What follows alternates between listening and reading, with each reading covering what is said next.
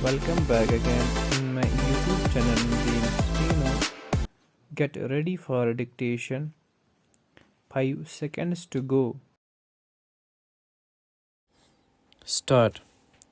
Mr. Vice Chairman, Sir, this bill seeks to provide a special machinery for the removal of grievances of certain categories of employees, particularly in the sectors of state and central government services, local bodies and the like, full stop. This is being done under the powers given, and the parliament can make such a provision if they consider it necessary, full stop.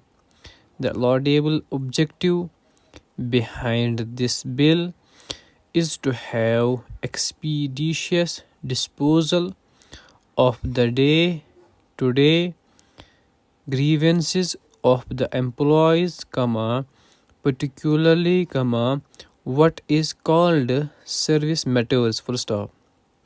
Service matters is a term which includes a lot of grievances in respect of service conditions, starting from remuneration to promotion, transfer, leave rules and things like that, full stop.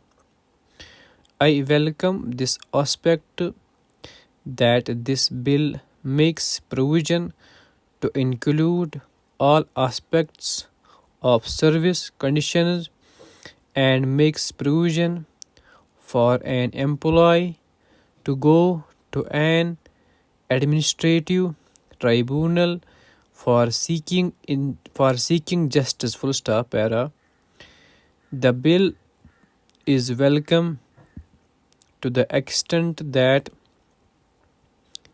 it at least seeks to have an expeditious disposal of the grievances, full stop. But at the same time, we have to see how this is sought to be done, full stop.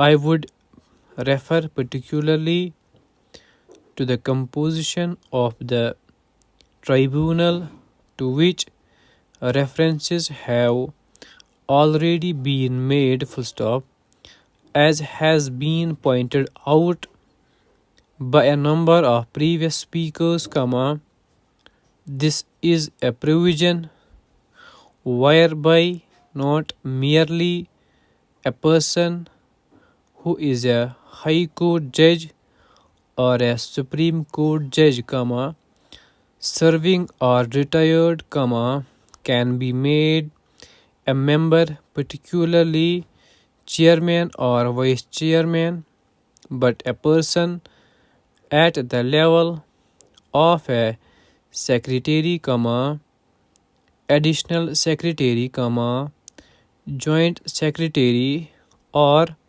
even a person holding a post with a scale of pay not less than that drawn by any one of them, also could be made a member of this tribunal, and even a vice chairman and a chairman, if he satisfies certain conditions, full stop.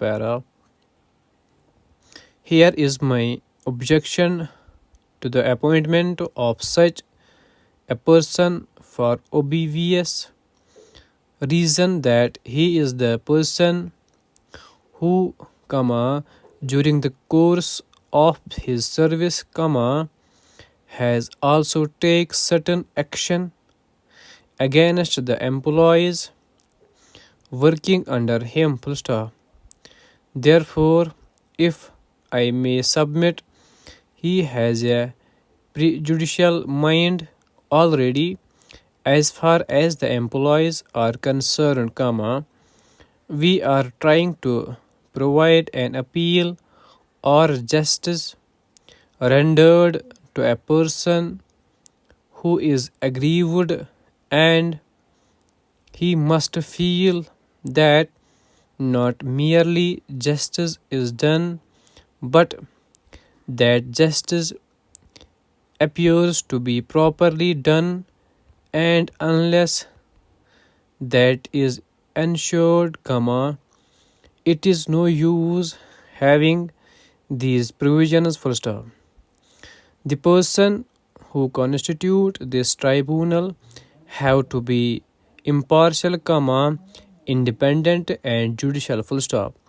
I cannot believe that a person who has served or who has been in service can be a person who can satisfy this qualification full stop. The man has to act not merely fairly and justly, but he should not also act arbitrarily or mechanically without application of mind full stop. This is very necessary if proper justice is to be done full stop. Otherwise, the whole purpose, the laudable objective of this bill gets destroyed, gets nullified full stop. That's why, the proposal which has been made for the reference of the bill to a select committee needs to be considered with all seriousness, and I hope the Home Ministry would agree to that proposal full stop. Regarding applicability of the bill, it was stated by the minister that persons who are governed by the Industrial Disputes Act, particularly in respect of matters which are covered by the Industrial Disputes Act, are not covered by this bill full stop. This, in my opinion, takes away a large chunk of employees, particularly the industrial employees and even the employees of the local authorities who are governed by this act full stop. There is not a single matter which cannot become an industrial dispute under the Industrial Disputes Act full stop. Therefore, the coverage of this bill becomes less, and it does not cover as many persons as is envisaged or as is sought to be made out by the minister full stop. Then, as compared to the present way of getting the grievances redressed, the means of going to the High Court and other avenues will not be available now full stop. Of course, in that respect, the present bill gives an advantage in that the time factor will be reduced full stop. But this again depends on how many tribunals are constituted and how expeditiously they are going to work in practice full stop. The whole thing depends on that full stop. Looking to the number of complaints which, I think is 62000, the number of tribunals should be in proportion to this number so that the complaints are redressed as early as possible full stop. This is as far as the period is concerned full stop. As far as the location is concerned, there is no specific advantage full stop. As far as the expenditure is concerned, there is no specific advantage except that if one is required to go through the High Court, he may be required to spend more full stop. Another aspect to which I would like to refer is that whenever an application is made to the tribunal, it has a right to reject it,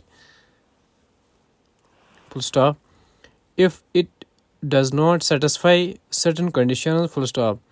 After all, the tribunal should state the reasons for rejection of the application, full stop.